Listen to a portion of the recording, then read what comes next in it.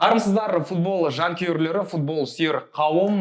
Бүгін біз Чемпиондар Лигасының шешуші жартылай финалдағы өткен ойындарын талқылайтын боламыз. Әрине, Барселона Интер кездесуінен бастаймыз. Енді Барса Интер кездесуі төрткүл дүниені күттірді. Неге өйткені бірінші осы Барсаның алаңдағы ойын бір жұмбақ күйінде қалып қойған еді, және толыққанды енді Интер командасында өте үлкен сұрақ болды, және ол сұрақтың жауабын Интер өз алаңында шешіп тастады деп айтуға болады. Ендеше қымбатты көрермен, бүгінгі студиямыздың қонақтарымен таныс болыңыздар. Әдеттегідей Дидар Қадыров және де Нұркен Мырзағалиев. Қош келдіңіздер. Қош келдік. Көңіл күйлеріңіз қалай? Тамаша ма? Бәрі күшті ма? Болжам шықты дейсің бе? Жанкүйерлер, сізге айтып қояйын, дұрыс команда жанкүйері болыңдар. Ювентус мен турнирдің жарты жолында ұшып кетті де, дым уайым жоқ. Уайым демей, спокойно қарайсың ба, екі жарты финалды спокойно на курехе қарайсың дейді. Мына екі жігітте енді көңіл күй жоқ, бүгіндікке енді арт жақсы болсын дейік. Сол енді бұйыртса енді Эл Классикада үміт бар, енді Эл Классиканы жақсылап өтетін шығармыз деп тұрмыз. Арсеналда қайтадан келесі маусымда өзімізді көрсетеміз. Едардың ең сүйікті фразасы ол. Болашаққа сенім артамыз. Трансферлік кезең өтсін, қайтадан бір екі ойыншыны сатып аламыз, күшті футболды көрсетеміз, трофейді жинап аламыз. Анау жігіттер қолдау керек. Осы каналға тіркеліңіз, комментарий жазыңыз, лайк батырмасын басып, бізге осындай ғана қолдау керек. Болды. Осы да жетеді. Қымбатты көрермен, енді бүгінгі бірден Интер Барса ойын талдауға көшейік. Жалпы Нұркен аға, бұл кездесуден енді шынында да күтеріміз көп еді. Жалпы қалай ойлайсыз? Барселонаның 90-шы минутқа дейін ойыны жүрді де, 90-шы минутта фантазиясы бітіп қалды ма? Бұл максимум ғой, мына екі команданың. Мүмкін басқа бір командалар болсын, 7-6 осы екі ойыннан кейін керемет футбол, кәдімгідей триумф деді ғой. Негізі финалда ойнау керек қой. Негізі мынандай ойын. Досрочный финал ғой. Жоқ, мынау финал емес. Өйткені финалда ойнаса бір ғана ойын болушы еді. Екі ойын, дәл осы екі ойынды көрсеткен соң. Ойынның деңгейі, ойында соғылған голдар, атмосфера, айталмады. финалға тұрарлық қой. Бұл жартылай финал негізі Чемпиондар Лигасының тарихына кіреді. Осы ретте Дидар Қадыровты құттықтап қойып, осы матчты жүргізді. Атмосфера Қазақстанда арнайы атмосфера беріп отыр сол өзінің жұмысымен, өзінің еңбегі арқасында. Сол себепті керемет ойын болды. Мен шыны керек жақсы ойын күткен, бірақ дәл осындай ойын күткен жоқпын. Дәл осындай ойын. Шыны керек өте енді тартысты болды. Расында да енді сіз өзіңіз жүргізгеннен кейін сіз енді матчқа дайындалып жаттыңыз. Енді матч басталған бетте енді Интердің енді бірден соққан 2 голынан кейін Барса жанкүйері сәл қорқып қалған сияқты. Мен де өзім кішкене шокта болып қалдым. 2 гол бірден соғып тастады. Бірінші таймда Барса мүмкіндік мүлде пайдаланбады. Енді осы матч жайлы толығырақ талқылауға көшейік. Да, сөйтейік. Ең алдымен мен сізге дайындаған дүниелерім бар. Бұл команданың жалпы ойындағы позициялары. Көріп отқаныңыздай, мен неге назар аударғым келеді? Ең бірінші кезекте 95-ші номердегі Бастони мен 22-ші номердегі Мхитарянды қараңызшы, бір-біріне жағысып қалды. Бұл ғашықтың белгісі емес, бір-біріне ғашық емес ойыншылар. Бұл бірақ жанкүйер болғандықтан негізі былай айтушы едім мен. Бұл негізі Ямалдың факторы. Ламин қайтадан өтті. Атының ұмытайықшы болды. Ямал дейсің, қайтадан. Бұл негізі Ямалдың факторы. Неге? Ойынның басында, ойынға дейін, негізінде айтқан ғой, Ямал тоқтату үшін біздер әрекеттер жасаймыз, Рафиняны тоқтату үшін әрекеттер жасаймыз, бірақ дегенмен де Ямал қазіргі бабында, Ямалды мүмкін Мессиға да теңеуге болатын шығар, ойын барысы, ойын жаңа деңгейіне байланысты. Сол себепті мына Мхитарянға арнайы мақсат болған сияқты, Бастонияға жақынырақ ойнау, Демаркаға жақынырақ ойнау. Себебі Ямал өзінің сол аяғына кіріп келіп, соқпақ жасайды. Сол себепте Мхитарянның позициясы әдеттегіден төмен, әлдеқайда Чалхана көру жоғарырақ, және де Барелла әдеттегідей кімнің қасында, Лаутаро Мартинеспен Тюрамның қасында. Дәл осы ойында сол Барелла өзінің бұрынғы функциясын атқарып жүр. Ең бірінші подбор, екіншісінде ойынның шабуылды алмастыру, оң қапталдан сол қапталдан, сол қапталдан оң қапталға. Дюмфриске еркіндік беріп қойды. Себебі Дюмфристің қапталында Рафиня ренжімесін, енді Дюмфристің қапталында ондай прям не болған жоқ та, жаңағы қысым болған жоқ па? Қауіп болған жоқ, қауіп болған жоқ ондай. Көбінесе Ямал тоқтатуға тырысты. Сонда кімніңді оның алдындағы бірінші матчтағыдай Демарканы ауыстырып тастады екінші тайм басында. Себебі шаршап қалды. Демарканың орнына Карлос Аугусто шықты.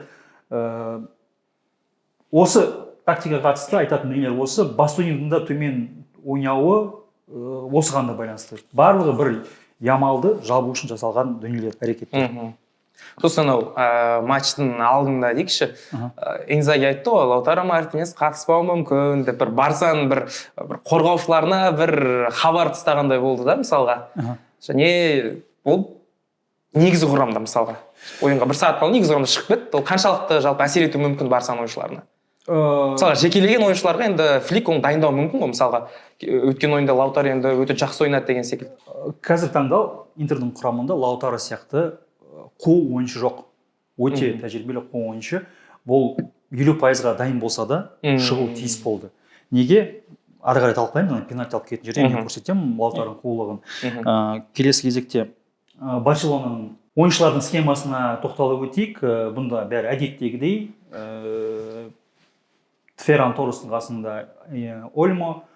Ольмо неге Ферран Торресқа жақынырақ ойнады? Себебі Ямальдың қасына ойыншы алып бармас үшін ол көбінесе ортаға қысып жүрді. Бос кеңістік қалдыру керек қой. Бос кеңістік қалдыру керек. Өзі ол жаққа қысса, демек Ольмомен бірге қарсыласта қысады. Сол себепті дәл осындай схемада ойнады.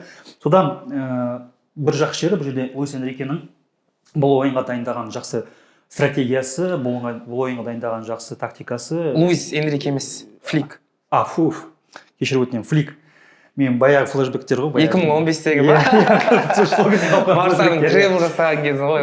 Эрик Гарсия Ямальдың қосылғанын біліп, және де Ямальдың жұмысын жеңілдету үшін Эрик Гарсияға шабуылға көбірек қосылсын деп мақсат қойылған сияқты. Себебі ол Ямаль алаңның ортасына қарай, айбаланың ортасына қарай ығысқан кезде оның артында ешкім қалмайды. Себебі онымен бірге Мхитарян қысады, онымен бірге Демарко қысады, міндетті түрде Бастони болады. Қай жерде Ямаль 3 ойыншыны тартып алады да, артында бос кеңістік қалып қалады. Сол бос кеңістікті осы Эрик Гарсия пайдалану керек болды, және де осы ойында ол міндетті түрде оны пайдаланады. Оны да қазір талқылаймыз. Әрі қарай мен сізге көрсетіп кетейін. Атаки по флангам дейді, ол шабуылдар легі Барселонада бәрі әдеттегідей. Ямалдың қапталынан қатты шабуылды өрбіткен екен. Ямалға көп үміт артты, орталықпен де көп шабуылдады, және сол қаптал аса көп жұмыс жасамады, бірақ дегенмен де сол қапталдан келген 2 пас голға айналды. Мына жақта алтын допты алатын ойыншы ойнап жүр ғой сол қапталда. 0,21 XG дегенде 4%. Ол Не істейміз енді? Дембелеге береміз енді осы жылдай ба? Неме? Интердің есіне картинкасіне назар аударайық.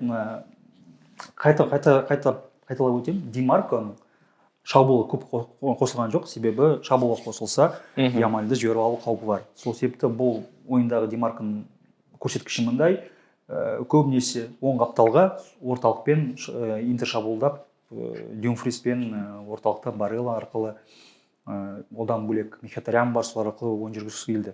Кім бар? Чалханогlu бар. Осы футболшы арқылы ойын жүргізгісі келді. Енді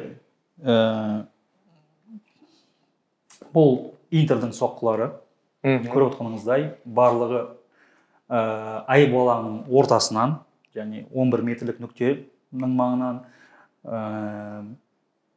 Бұл футболдағы стандарттағы позициялар. Бұл Интердің ойын стилін көрсететін негізінде картинка.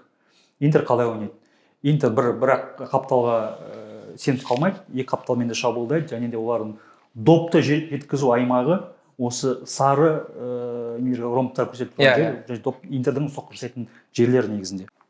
Қазір алдарыңызда бұл Барселонаның соққылары. Көріп отырғаныңыздай көбінесе Ямалдың позициясына, оған қоса Эрик Гарсия ойнап көрсететін позицияда соққылар көп. Демек, Барсаның негізгі ойы, мен ойлаймын, Фликтің ойы негізінде осы аймаққа доп жеткізу, осы бокс кеңістікке доп жеткізу, осы зоналарға доп жеткізу болды деп ойлаймын негізінде. Енді негізгі моментке көшейік. Барса қазір Месси кезінде ойнап жатқан бір ойын көрсетіп жатқан сияқты, иә?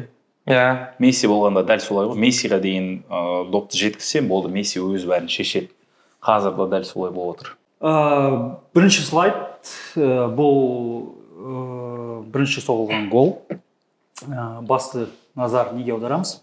Бұл ойында негізі жаңа переходной фаза дейді футболда. Ауыспалы фаза өте маңызды болды. Осы фаза бойынша, осы ойынның көрсеткісі бойынша екі команда жақсы өзін көрсете білді. Бұл жерде қазір Ольма допты жоғалтып алады, себебі Интер прессингке барып, допты алып кетіп, кейін Тюрамға беріп, Тюрам кейін қарай голды ұйымдастырады. Неге назар аударамыз? Допты Френки де Йонгтан қабылдамас бұрын Ольма оң жаққа қарамайды, себебі оң жақта адам жоқ екенін біліп тұр, примерно. Себебі сол жақтан келеді ол. Оң жақтан ортаға қарай қысады. Бірақ сол жаққа қарай бір рет көз қырын салады. Демек артында Демарка барын сезіп тұр. Бірақ Демарканың бұл жердегі әрекетін қараңыздар. Ол Демарка тікелей шабуылдамайды оны. Көз қырынан тасасына кетіп, артынан барып, сол кезде шабуылдайды, сол кезде Ольма оны көрмей қалады. Бұл жерде мен Демарканың осы шеберлігін, прессинг көрсету шеберлігін атап өткім келіп тұр. Бұндай деңгейдегі футболда мелочь заттар болмайды. Осындай заттарға назар аудару керек. Бұл жерде енді Ольманы деңгейі төмен деп футболист айта алмайсың ғой сен. Әрине. Бұл жерде бәрін дұрыс жасады ол. Оң жағында не бар екенін біліп тұр. Сол жағына бір рет көз қырын салып алды. Бірақ Демарка бұл жерде өте құйтырқы әрекет жасады. Кімнің Ольманың жаңа несінен тыс қалды да, вниманиесінен тыс қалып, артынан айналып келіп допты тартып алады. Доп тартылғаннан кейін бірден Интер шабуылдап Барселона переходной фазада ұстап алады. Бұл жерде Барселонаның жоғарғы линиясында атап өту керек. Негізінде оны алдыңғы бағдарламада айтқанбыз, біздер Барселона қорғаныс сызығы өте жоғары ойнайды. Олар сосын көбінесе жаңағы офсайдты ұстаған жақсы көреді. Бұл жерде де олар бірден доп жоғалтқаннан кейін бірден қорғаныс сызығы бір деңгейге тұрады. Жаңағы исходный позициялар дейді ғой, сол позицияны сохранить етті, бірақ дегенмен де Тюрам жақсы ашыла біледі, бұған пас кетеді. Ольманың орнында Де Йонг болса, ол негізі разворот істеп, кішкене былай артқа шегініп, сондай мәнерде ойнайтын шығар. Ал Ольманың мәнерін біліп, Демаркада жақсы оқып тастады. Негізі қорғаушы артқа бұрылып, артқа бір қорғанысқа жай жүгіріп барушы еді. Бірақ Демарка осы ситуацияда бәрін, менің ойымша, мен оны эфирде де айттым, репортажда. Осы голдың 90%-ын істеген, бүкіл жұмысын атқарған Федерико Демарка. Сосын мына жерде байқасақ, Ольманың жанында Интердің 12-ші ойыншысы тұр, Мартиньяктың көріп тұрсаңыздар. 12-ші ойыншысы осы ойындағы. Әлі осы туралы айтамыз. 21-ші минут Интер оң қапталмен шабуылдайды. Бұл эпизодқа неге назар аударамыз? Интер бұл ойында Dumfries'тің қапталында футбол тілімен айтқан кезде перегру жасауды жоспарлаған сияқты. Яғни ол жаққа қарай Тюрам да ығысып жүрді, ол жаққа қарай Барел да ығысып жүрді. Әдеттегіден жиірек. Қазіргі позициясына мысалға Бисік жаңа допқа таласып болды, кімге допты қайтарады, Чалханогулға. Бұдан бөлек жерде Мхитарян өзіне Барселонаның екі ойыншысы назарын аударып тұр, Педри мен Ольманың назарын. Яғни ана жерде Барселона сол қорғаушысы бірден екі ойыншы қалып қойды зонада. Тюрам санамай қойып, Тюрам офсайдта, оған пас бармайтынын біледі. Бірақ осындай перегруздың арқасында 21-ші минутта Интер өте қауіпті шабуыл жасайды. Ол Бареланың сол қысымымен аяқталады. Бұл да бір Инзагидің осы ойынға дайындаған дүниелердің бірі деп мен ойлаймын. Яғни бір флангта перегруз жасау. Және де бұл Демарканың флангында емес. Себебі не екен айтып өттік да, оның алдында Демарканың флангында Ямаль бар. Ямальды ұстауы білу керек. Сол жаққа қарай көп ойыншылар ығыспау керек. Негізі Dumfries'тің флангына, Dumfries'тің қапталына көбірек ойыншылар ығысып, сол жақтан мүмкіндіктер іздеу керек деген сөз. Сонымен қоса бұл Жерар Мартеннің қапталы, сол туралы бірнеше рет айттық. Бірінші ойында қалай қапталдан шабуылдай бір, екінші ойында соны жасады ғой, Тинтер. Жоқ, бірінші ойында енді бұндай интерда позиционды моменттер көп болған жоқ. Көбінесе бірінші ойында жаңағы қарымта шабуылдар ұстап жүрді Барселона. А мұнда Интер тыңғылықты дайындалғаны көрініп тұр. Өз алаңында тек қана қарымта шабуылда ойнау мүмкін емес. Өз жанкүйердің алдында енді ұстау керек деген сияқты. Сол себепті мен оның алдында бағдарлама айтқанмын. Интер осы 4 команда ішінде, жаңағы гибкий дейміз ғой, ең гибкий команда. Ойын барысы бойынша ол тактический схеманы өзгерте алады. Бірнеше тактикалық дүниелерді көрсете алады. Және де осы екі ойында Интер соның бәрін көрсетті. Негізінде қазіргі Еуропадағы ең гибкий команда осы Интер деп ойлаймын. Тәжірибелі ойыншылардың барлығы, IQ жоғары ойыншылардың барлығы бар болған арқасында Интер осындай ойын көрсетеді. Шалдар молодцы дейсің ғой. Балдар хорош. Әлі ішім күйіп тұр негізі. Барселона ішіп кеткен. Мына эпизодқа көңіл бөлейік. Мынау енді. Мынау енді Интердің екінші гол соғатын жері. Бұл жерде бір қызығы Барселона ойыншылары переходный фазада тағы да топ жоғалтады. Интер бұған міндетті түрде дайын болады. Эрик Гарсияның позициясын қараңыздар. Негізінде бұл ойынға шабуыл қосылып баратқан ойыншы ғой.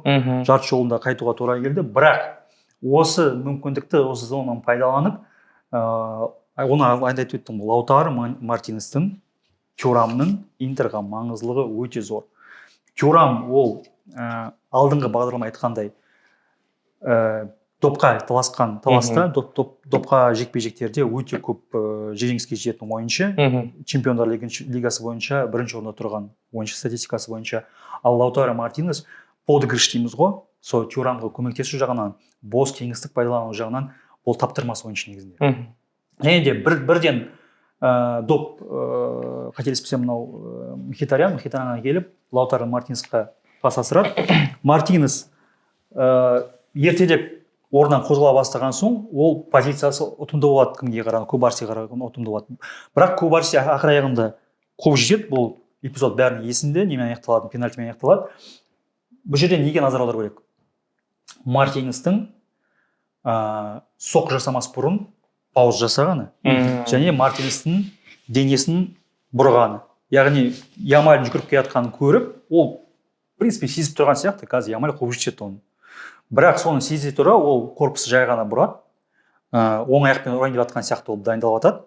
Яғни ана жерде бір доли секунды ғой, егер де кім Кубарси үлгермесе, ол ұруға жақын болып дайындалып тұрды негізінде. Бірақ қуып жеткеннің өзінде де ол корпусты бұрып, уже сол өзінің корпусын қоюға дайын болып тұрды да. Бұл енді осы деңгейдегі жоғары шеберліктің көрсеткіші және шабуылшының жоғары IQ-ның көрсеткіші. Бұндай шабуылшылар білмеймін енді әлемдік футболда көп емес негізінде. Құйтырқы әрекеттерінің арқасында Лаутаро Мартинес мүмкін 100% бабында болмаса да осындай командасына осындай көмек әкеліп тұр. Осы сәттен кейін әрине пенальти соғылады, есеп 2-0 болады. Шыны керек, бұл жерде мен ойладым, Барселона осымен біткен сияқты деп. Барселонаның бұл жерде осы демау аяғы деп ойладым, бірақ Барселона ойын қайтып келеді. Ары қарай талқылаймыз, қалай қайтып келгенін бұның. Лаутаро Мартинес нағыз италиялық форвард қойшы, нағыз италиялық шабуылшы. Бұндай ол Лаутаро Мартинес сияқты шабуылшылар Италияда ойнаған соң мұндай тактикалық қателерді үйренген ойыншы ғой. Қорғаушылар қателіктер жіберсе, ол соны міндетті түрде пайдаланатын, және де Интер қарымта шабуылда жақсы ойнайтын. Оны алдыңғы бағдарламада бірінші рет айтқанбыз, және де дәл осы моментте осыны қайталап тұр. Тактика жағынан ең біріншіден көріп тұр ғой, оң жақта Чалханоглуда кез келген кезде қосылып жатыр. Екіншіден Тюрам бар, және де Дензел Дюмфрис бар. Лаутаро Мартинес сол қаптал жаққа ашылып жатыр да. Содан соң ана жақта кім бар? Мартинес үлгермейді, өйткені ол Чалханоглу мен кімге қарап жатыр? Дензел Дюмфриске. Кубарси өзі қалып қойды. Ол артынан жүгіреді, үлгере алмайды. Өйткені Лаутаро аяғында жақсы қойып қояды. 1-2 секунд ішінде шешім табады осы жігіт. Олай болса келесі эпизодқа көшейік. Бұл Барселонаның бірінші қарымта голы. 54-ші минутта, екінші таймда неге назар аударамыз? Қайтадан Интердің сол қапталындағы ойыншылардың позицияларын қараңыздар. Ямальдың позициясын қараңыздар. Ямаль ортаға ағысты, Дани Ольма ортаға ағысты. Кім жалғыз қалып қойды? Эрик Гарсия жалғыз қалып қойды. Және де мына Барселонаның сол қаптал қорғаушысы біз көп сынға алатын қорғаушы ғой негізінде. Негізі осы ойында ашылып алды, кішкене күшті ашылды. Ойынды жүргізу жағынан жақсы ойын көрсетті, бірақ тәжірибе жетіспеген сияқты бұл жігітке, жас жігітке. Мен ойымша, оған ойынның алдында Флик осы арғы флангтағы ойыншыны қара деп тапсырма берген сияқты. Ал Ямальға сен көбірек ортаға ағыз, себебі сен артында зона ашылады, сол зонаны пайдалана білу керек деген сияқты тапсырма бергендей болып көрінді. Бұл жерде енді көріп отырыңыздар, мына жерде Дани Ольманның да қозғалысына айта кету керек, мен сызып көрсеттім. Ол орта қарай қозғалады, оған Бастони жылжи бастайды. Бастони өзінің ойыншысын тастап кетіп, Ферран Торресті. Бұл жерде Демарко бірден назары сол Ферран Торресқа ауады. Яғни артта тұрған ойыншыны ешкім елемей тұрды. Тіпті білмей тұрғанда сияқты Интердің ойыншылары артта Эрик Гарсия келіп отқан. Ал екі бастан Мхитарянның басты мақсаты бұл Ямальды жауып тұру ғой енді былайша айтқанда. Интер қорықпаған сияқты, тотальный футбол ғой Барселонада. Сондықтан ол бүкіл ойыншыларды ұстай алмайды. Бір-екі ойыншыны қалдырып кетеді. Ол дәл осы ойында бұл Жерар Мартен мен Эрик Гарсия. И дәл осы екі жігіттен күтпеген сияқты бірінші голды ұйымдастырғанда. Өйткені Жерар Мартен мына кезде екі рет навес істеп, екі рет кроссты бисік беріп атқан сияқты, ештеңе істей алмайсың деп, кішкене концентрациясы жетіспей қалған сияқты. Сол себепті қазір міне Жерар Мартен ана қарай пас асырады, ана бос кеңістікте енді Эрик Гарсияның техникасын атап өту керек. Жақсы орындап шықты. Ян Зоммерға мүмкіндік, бірде-бір мүмкіндік болмады ғой, оны қайтаруға. Дәл осылай есеп қысқарады, осы жерден Барселона ойынға қайтадан кіріседі. Осы жерде Барселона қайтадан оянады деп айтуға болады. Бірақ бұл жерде енді Ханс Фликтің ойынға деген тапсырмасы айқын көрініп тұр, бұл тапсырманы ойыншылар орындап тұрғаны да көрініп тұр. Біз ойын алдыңғы бағдарламада айтқанбыз, Жюль Кюнденің жарақат алуы әсер етуі мүмкін деп, бірақ өздеріңіз көріп отқандай Эрик Гарсия жоқтатпай тұр. Мүмкін шабуылда, бірақ қорғаныста әлі де мәселелер бар. Конде болмағандықтан. Ол эл классикада. Сөйтіп адам болып келеді енді. Жақсы қорғаушы, бірақ оң қапталда ойнай алмайды. Ол қапталда ешқашан ойнаған жоқ та. Бұрыннан бері ортада немесе опорный зонада.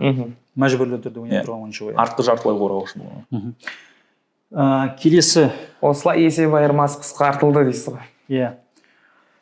Бұл Барселонаның екінші голы, Жерар Мартен.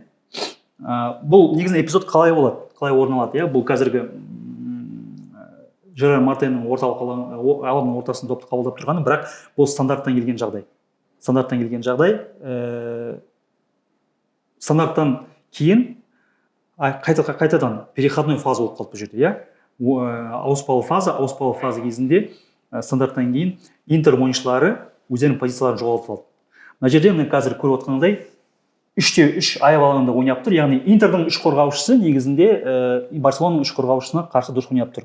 Бірақ арғы шепте қателеспесем Барелла деймін, Барелла қалып қояды. Одан бөлек Дани Ольманның қасында қазір Мхитарян тұр, иә. Сол Барелла мен Мхитарян бір-біріне сеніп қалады. Енді бір позиция бар, міне қазір көріп отырсыздар. Мхитарян кімге Барелла көрсетіп тұр да, мына ойыншыны сен ұста, себебі мен қазір үлгермеймін деп. Негізінде ол Мхитарян үлгеретін жері.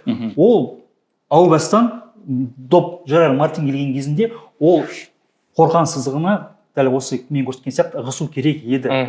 Бірақ тағы да қайта айтамын, оны алдыңғы бағдарламада біздер негізінде көрсетіп, сызып айтқанбыз.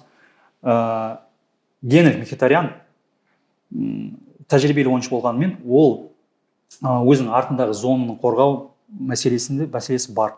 Яғни ол кей кездері артқа ығысып үлгермейді. Артта оның зонасына ауысып жатқан ойыншыны жауып үлгермейді. Ондай проблема Мхитарянда бар. Неге бірінші минуттан Зеленский шыққан жоқ онда?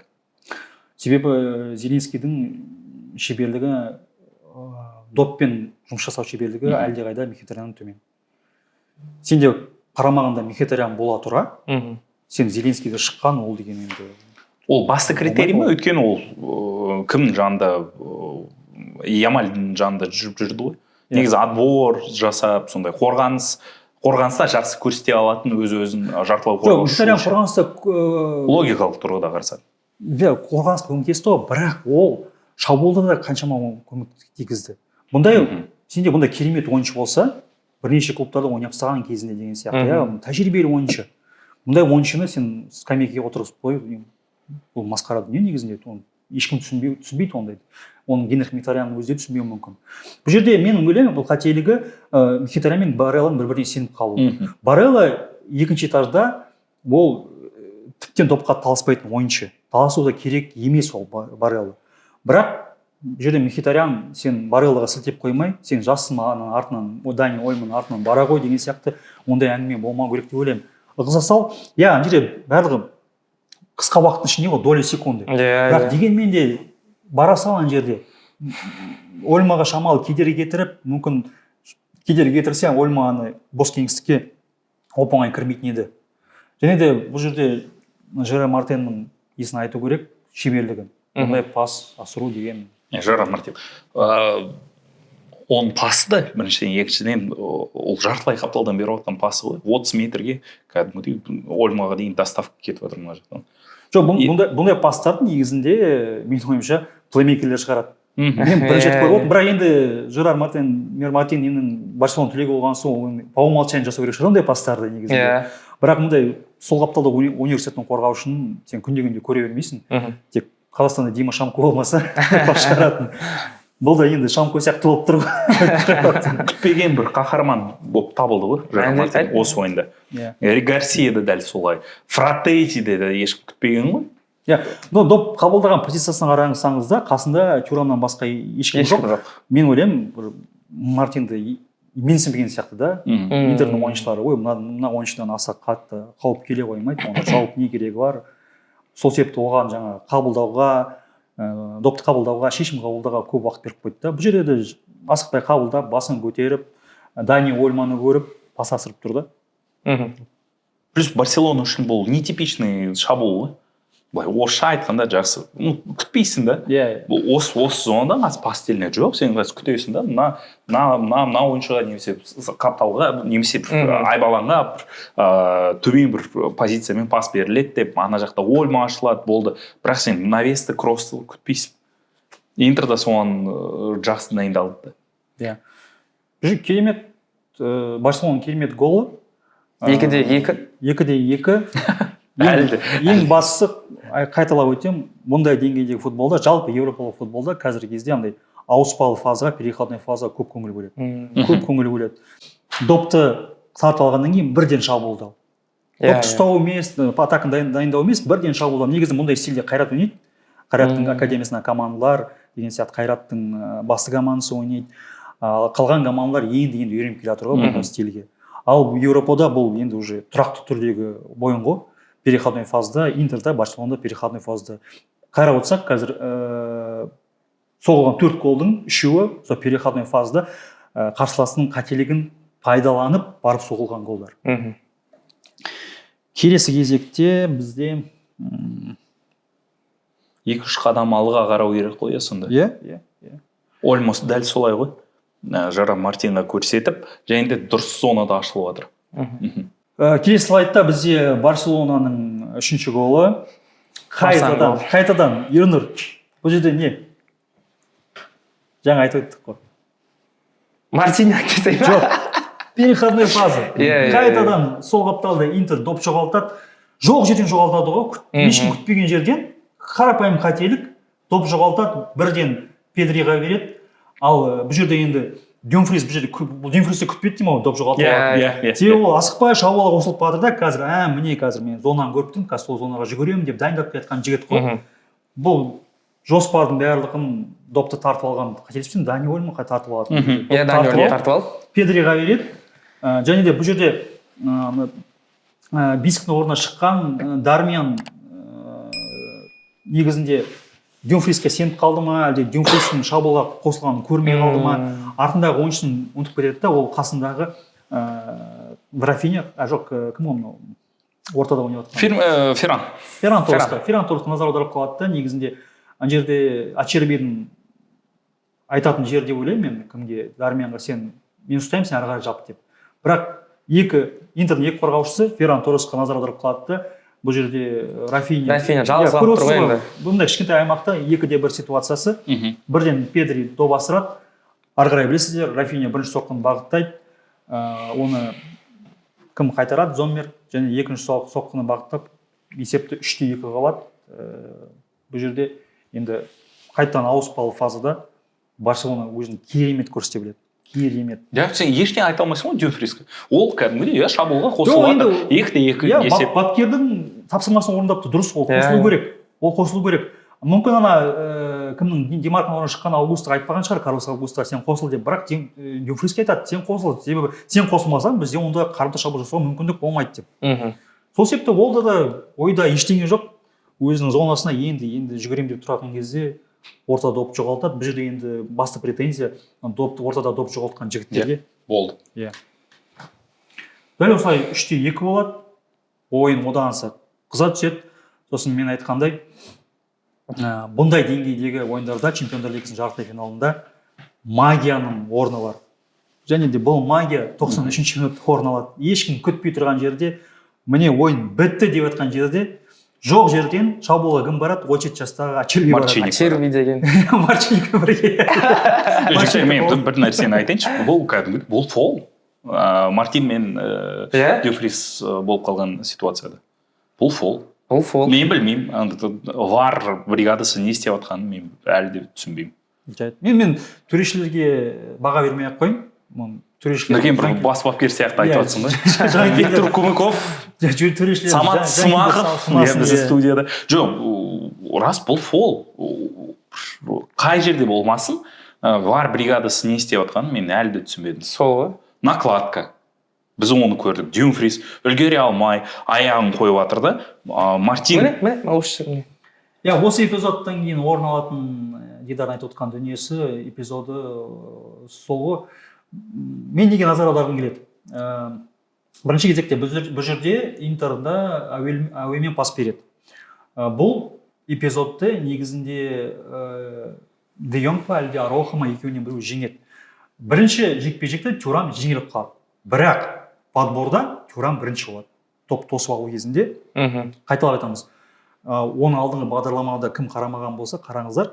Біздер Тюрамның ойын бөлек талқыладық, статистиканы көрсеттік. Қайталап айтамын, Тюрам бұл жағынан номер 1 Еуропадағы Чемпиондар Лигасындағы, яғни Чемпиондар Лигасындағы номер 1 ойыншы. Тюрамның арқасында 93-ші минутта осындай қарымта шабуыл орын алады, және де әдеттегідей Дюмфристің қосылуы шабуылға. Әдеттегідей Барселона бұл жерде не істейді? Барселона Араухо офсайд жасағысы келеді. Искусственно офсайд жасағысы келеді. Ол бір қадам артқа, мына жерде дәл осы жерде бір қадам артқа ауысады. Ол ойлайды, деймін, қазір пасты кімге? Ачербиға береді. Мен Ачербиді офсайдта ұстап аламыз. Сонымен Интер атакасы бітеді деп. Бірақ Тюрамның ойы басқа болды. Тюрам Ачербиді көздеп тұрған жоқ. Бұл жерде Ачербиді көздеудің де реті жоқ, себебі Тюрамда басқа задача бар. Ол қапталға Дюмфрисқа беру. Дюмфрис мүмкін жерде фол болған шығар, бірақ дегенмен де Дюмфрис жекпе-жекті жеңеді өзінің қапталындағы. Және де Ачербиді қараңыздар.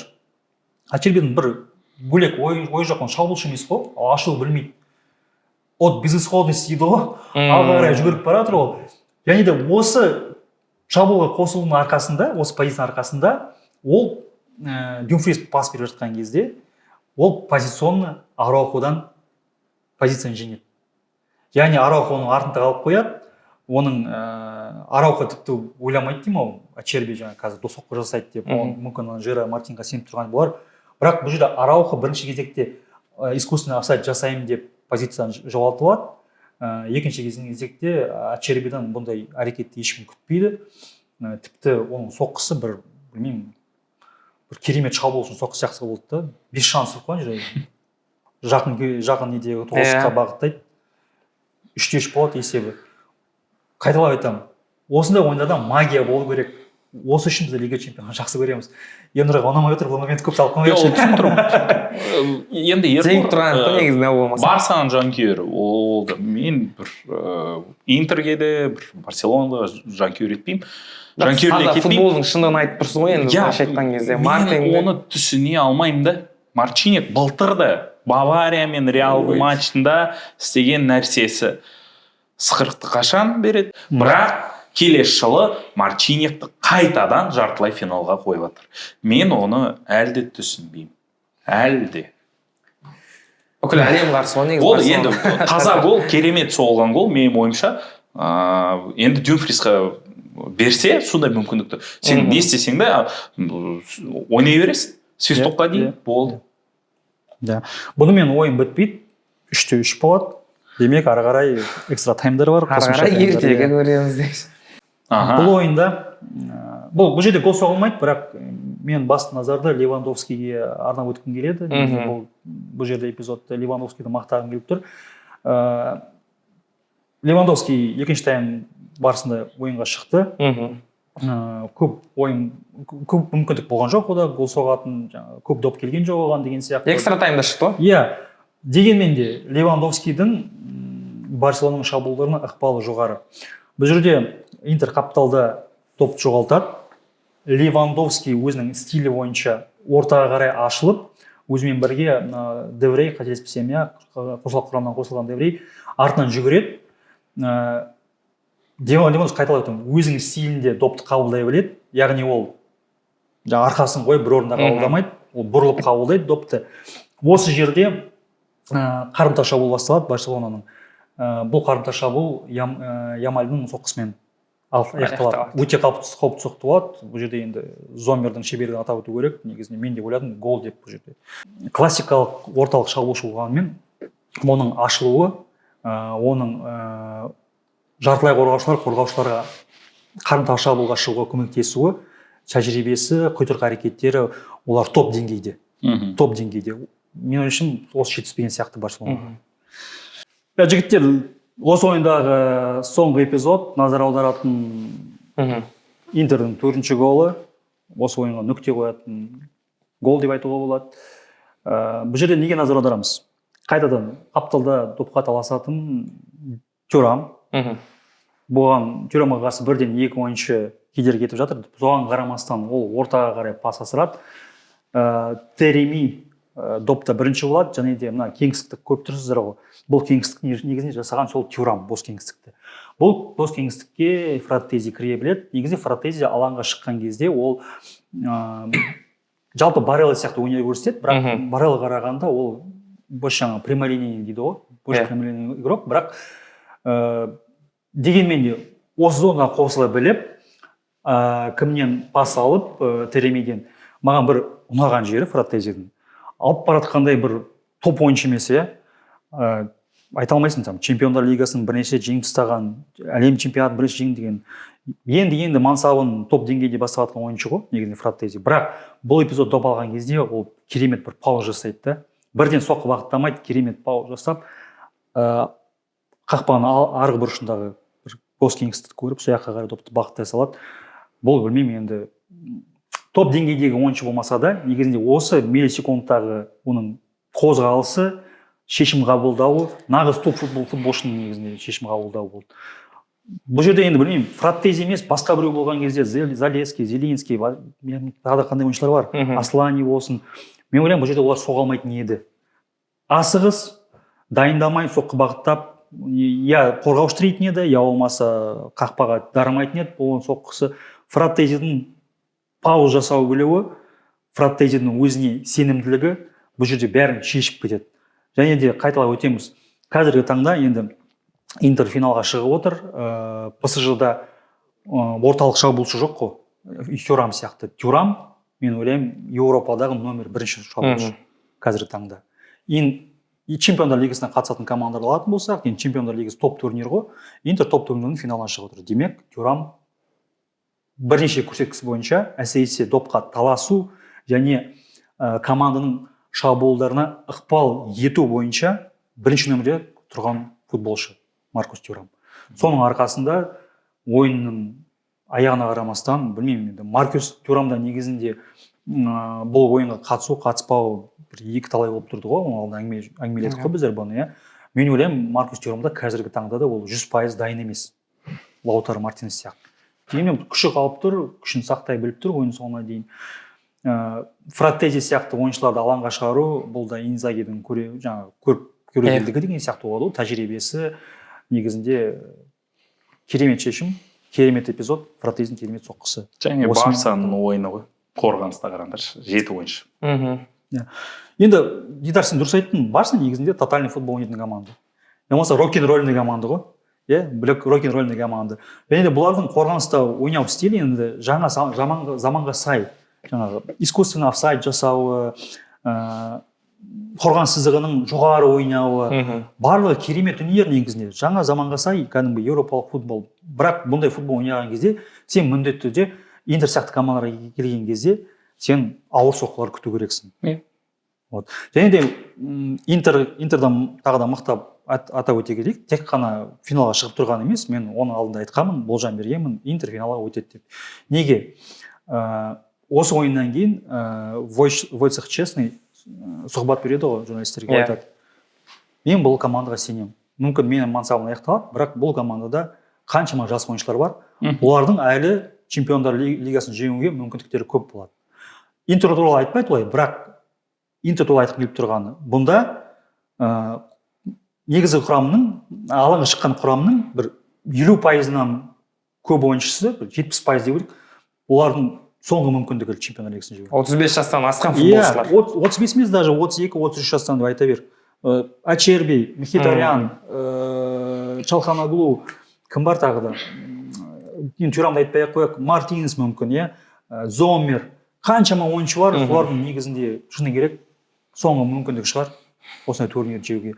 Және де тағы да айтамын, бұндай жоғары деңгейдегі матчтарда осындай ойыншылардың болуы маңызды. Мұндай ойыншылар болмаса, негізі турнир жеңу мүмкін емес. Рок-н-роллы дедің ғой. Енді қазіргі таңда Барселона, менің ойымша, бір Ливерпульдің Клоп Ливерпуль сияқты ойнап жатыр да. Қорғаныста болсын, нешінші минут болса, 99 минут қой. 7 ойыншы қорғанысқа қайта оралып жатыр, 4 ойыншы ана жақта шабуылда қалып қойған. Менің ойымша 88 минутта Барселона қорғанысқа түсіп, 10 ойыншымен ойнап жүру керек. Жатып болу керек негізі. Бірақ осы Барселона, Арсенал сияқты философиясы бар ғой. Олар басқаша ойнай алмайды. Олар шабуылға болды, біз Ямаль соқты бағанаға дегенде. Болды, ол сондай идея фикс бар ғой. Сондай идеямен ойнап жатқан ойыншыларды біз соғамыз, біз сендерді сындырамыз, әлде өзіміз сынамыз. Бұл Барселона ДНК-сындағы футбол ғой. Барселона басқаша ойнай алмайды.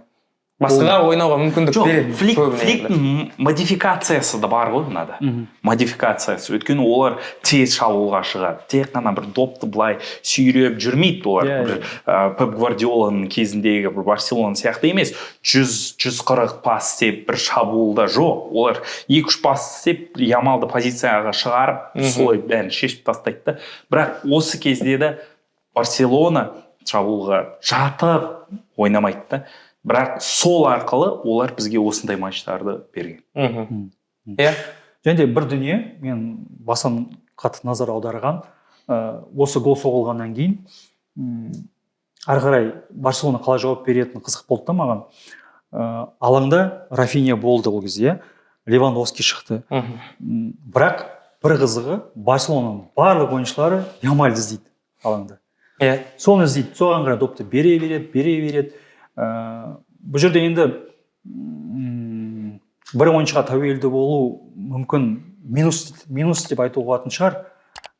Себебі Ямаль енді 17 жастағы ойыншы, керемет ойыншы. Мүмкін уақыт өте келе Мессидің деңгейіне шығатын ойыншы шығар. Келесі кезекте жаңағы ешкімге мүмкіндік, алтын допты жеңуге ешкімге мүмкіндік бермейтін ойыншы шығар. Бірақ 17 жастағы ойыншыға қайта доп беру, бұл қаншалықты дұрыс деп ойлаймын да мен. Левандовски бар алаңда. Соған қарай допты тыға береді. Ямал бұдан кейін тағы да мүмкіндіктер жасады. Оны жаңа талдап өттік, бірнеше соққы жасады. бұл же енді минус деп айтпай ақ қояйын, бір қызық не ғой жаңағы факт. Тығырыққа тірелген кезде Барселона 17 жастағы Ямаль іздейді. Иә. Бірақ Барса солай шабуылдап жүреді. Оның әрекеттеріне екінші таймда Интердің ойыншылары дайын болған. Ол сол аяғына ауыстырады да допты, болды, ортаға ойсады. Соны біліп, Демаркада тоқтатты Ямалды, бірнеше рет Мхитарян да оның артынан үлгерді. Ал басқа шешімді Фликтің командасы таба алған жоқ. Рафинья да, Ферран Торрес та. Осы ойынға дайындалған кезде мен ойлаймын, Ямаль Инзагидің басты басауыры болған сияқты. Соны қалай жабамыз, қалай әрекет етеміз деп. Бірақ Левандовский болса басқаша болушы. Әрине. Өйткені бұл доп опция. Сол доп опция Барселонаға жеткен жоқ. Левандовский болса, шабуылда басты назар сол Левандовскийде болатын еді. Себебі сен қанша жерден талантты дриблер болсан да, Ямаль сияқты, Левандовский сияқты кетіріп ойыншыны сен жаба білу керексің. Левандовский ол Ферран Торрес сияқты қорғаушылармен бір деңгейде ойнамайтын еді ол. Міндетті түрде ол артқа қарай ығысып, зона іздейтін еді. Және міндетті түрде ол өзінің командаластарына қауіпті сәт жасауға эпизод ашып беретін еді, жасап беретін еді ол. Негізі сондай ойыншы. Левандовский болған кезде, енді мен айта алмаймын, Барселона өтіп кетеді деп келесі этапқа, финалға. Бірақ әлдеқайда мүмкіндігі жоғары болатын еді деген соған мен нық сенімдімін. Білмеймін, мен енді Интердің шыққанына қуанып отырмын, себебі Интер оған лайықты. Қайталап өтем, Еуропадағы ең гибкий команда қазір сол Интер. Мойындау керек енді шынында да. Өте лайықты команда финалға жақсы ойын ұсынады. Егер Барселона шыққан кезде финалға, бәлкім енді Интер сияқты енді білмеймін. Басқан ойын болуы мүмкін еді. Тағы бір нәрсе айтайыншы. Дани Ольмо матч бұрын былай айтты. Біздің командада қаншама бір жас жігіт бар. Жас жігіт дегенде бір мектепте оқып жатқан сияқты. Олар бір атмосфераны, раздевалкада бір атмосфераны оларға байланысты. Ал біз ветерандар дейді. Өз 26-тағы жігіт қой. Осы командада ойнап жүріп, ол өзі туралы ветеран деп айтып отыр да. Ол Интерда болса, ол өзі жас болушы еді қазір. 26 жастағы. Өйткені ана жақта Ачерби да бар, 37-те, 33-те Мхитарян, 32-де Чалханаглу, ана Деврей шығып атқан нешеде, 33-те ме 32-де. Оған қасында Зомер бар. Ең жас жігіттер бұл Ян Бисик 24-те, Дюмфрис дегенде 26-та, мына жақта Ольмо, мына жақта Пау Кубарси 18-дегі, 17-дегі Ламин Ямаль. Енді расында болашағы бар команда. Барселонаға енді келесі маусымда осы жігіттер тағы осындай ешқандай бір құрамда өзгеріс болмаса, осылай тағы бір сезонда енді чемпиондыққа таласатын шығар тағы. Біз айта алмаймыз ғой соны, бірақ мен алғысым шексіз да, осы екі команда. Лайықты ойнады. Интерге Барселонаға да. Өйткені Барселона дәл осылай ойнамаса, шабуылда қорғаныс туралы ойламай, осындай футболды көре алмаушы екен. Болмаушы еді. Енді сен ойын жалғастыра кетейін, Интерге қатысты айтып отырсың ғой. Интер мен Қазақстан құрамасының арасы параллель өткізейін. Адиевтің кезінде Қазақстан құрамасын білесіңдер қандай болды. Қазір ондай Қазақстан құрамасы жоқ. Неге? Себебі Адиев Интердегідей тәжірибелі ойыншыларды Қазақстан құрамасына жинап, олардан максимум шығарды. Максимум. Дәл осылай мен ойлаймын, қазір Инзагиді осы бар ойыншылардан максимум шығарып жатыр. Бұл дегеніміз мүмкін келесі маусым емес, одан кейінгі маусымда бұндай Интер болмауы мүмкін. Себебі сен уақыт өте келе, сен міндетті түрде сен құрамды алмастыру керексің. Сен бір ойыншылармен 10 жыл ойнай алмайсың ғой. Бір құрам, осы құрам максимум 3-4 жылға. 3-4 жылдан кейін сен қайтадан жаңа команда жасақтау керексің. Сол себепті мен айтып отқаным сол, алаңда жүрген Мхитарян, Ачерби, олар бәрін түсініп отыр. Бұндай құраммен болашақта Интер болмауы да мүмкін. Бұндай құрамдағы мықты Интер. Кім біледі ол? Мысалы, кезінде де Ювентус қаншама финалға шығып тұр. Қазір мысалы Ювентустың айта алмайсың ғой, сен Чемпиондар лигасы финалына лайықты команда деп. А оны кім күткен, ондай Ювентустың ондай жағдайға ұшырап қалатын. Сол себепті сен Интерді айта алмайсың, сен келесі жылы одан кейінгі жылдары шығады. Дәл қазір олар осы составтан Инзаги максимум шығарып жатыр. Максимум. Не шығаруға болады, қандай футбол шығаруға болады, соны жасап жатыр. Мен ойымша келесі жылы тіпті кім Мхитарян, Ачерби сияқты ойыншылар болмауы да мүмкін құрамда. Уақыт келген сияқты. Симон Инзаги мен Интер нағыз еркектер ғой. Өйткені бүкіл ставка дәл осы матчқа болды ғой. Олар Италия кубогынан ұшып кетті, серияда бітті менің ойымша бәрі, енді Наполи бермейді, үш ойын ғана қалды ғой. Иә. Олар да бір кімге қарсы? Ториноны өтті, енді бір ортаңқол командаларға қарсы ойнайтын болады. Ал Барселонада Испания кубогы бар, Испанияда әлі де ойнайды. Интер тіреліп тұрғанда, кәдімгідей бір бар ғой, кім? В углу дейді ғой. Остался в углу, басқа мүмкіндік жоқ. Бәрін шешіп тастау керек та. Олар еркек сияқты бәрі осы ситуациядан шықты. Иә. Және де жігіттер осындай деңгейдегі ойындарда міндетті түрде қақпашының өзін көрсетуі бірінші орынға шығады. Зомерді енді мойындап келе жатыр ғой, хотя бұның да жасы бір 36-37 деймін, қателеспесем, жасы үлкен жігіт қой. Бұл Интерға дейін бірнеше жыл бұрын Баварияда ойнады. Одан бұрын Гладбахта ойнап жүрген кезде де ол негізінен мықты қақпашы болды. Ол кезде де өзінің ұлттық құрамасында ойнады. Бірақ ойын топ команда ойнамас, оған көп назар аудармайды да. Сосын мен осы эфирге дайындалған кезде Зомерге қатысты бір материал оқып шықтым, аналитикалық. Негізі қақпашыларды қақпашы жаттықтыратын бапкер бағалау керек та. Негізі былай біздер сияқты адамдарға қиын қақпашыны бағалау. Себебі қақпашының өзінің психологиясы бар, өзінің техникасы бар. Соны айтқанда Зомердің бірақ артықшылығы бар. Ол линияда реакция жақсы ойнайды. Жаңағы выход из ворот дейміз ғой. Ол жағынан мықты ойыншы емес, оның бойы алып баратқандай ұзын емес, Донорума сияқты. Және де ол алып баратқандай сумасшедший реакциясы жоқ. Ол тек аяғының қозғалысының арқасында жаңа өзінің денесін қақпаның несінің ішінде тез алмастыру арқылы линияда, сол арқылы ол тек қана өнер көрсететін ойыншы. Және де осы ойында Зомер болмаған кезде, мысалы, басқа бір қақпашы болсыншы Интер өте алмайтын еді. Осындай кездерде ПСЖ-дағыдай Донорума сияқты қақпашылардың рөлі де маңызды өте. Енді ақырында қорытындылай берсек те болатын шығар. Енді алда Интер финалда Барселона толыққанды чемпионатқа көңіл бөледі, түсінікті. Енді біз Интердің енді финалдағы ойынын алдағы шығарында тағы бір талқылаймыз міндетті түрде, жеке арнап. Бірақ енді Инзагидің командасы енді биыл чемпион болу керек шығар енді. Барсадан өтті ақыры, соңғысы енді кім? ПСЖ ма? Болды ғой енді чемпиондықты тік көтеріп, осы жылды әдемі аяқтау керек сияқты. Мен үшін бір өкініш сәт, мен ойлаймын, бұндай футбол финалда болмайды сияқты. Себебі Интерда тактикалық түрде мықты команда, ПСЖ-да тактикалық команда. Мұнда ашық футбол болмайды. Біз финалды көріп қойдық. Иә, финал көріп қойдық, сосын ғой мен айтып отырғаным, бұл уақытынан бұрын болған финал деп. Ендеше, алып қосарларыңыз жоқ болса, осы жерде бағдарламамызды, яғни студиямызды аяқтайық. Қымбатты көрермен, сіздерге тағы да бір айтатынымыз, әрине, әр шығарылымымызды біз сіздер үшін жаңа бір дайындықпен, жаңа бір сіздерге бір ақпарат ұсынғымыз келеді. Және міндетті түрде осы шығарымды бағалай отыра лайктарыңызды басыңыздар, пікірлеріңізді жазыңыздар. Жаңағы Барса фандарға, Реал фандарға, Интер фандарға да жіберіп қойыңыздар. Көрсін, өте жақсы енді осындай аналитиканы олар да білу керек, өйткені алда Интердің финалы бар. Ендеше біздің дивандағы сарапшылар осымен шығарылымды аяқтаймыз. Назарларыңызға рахмет. Келесі кездескенше.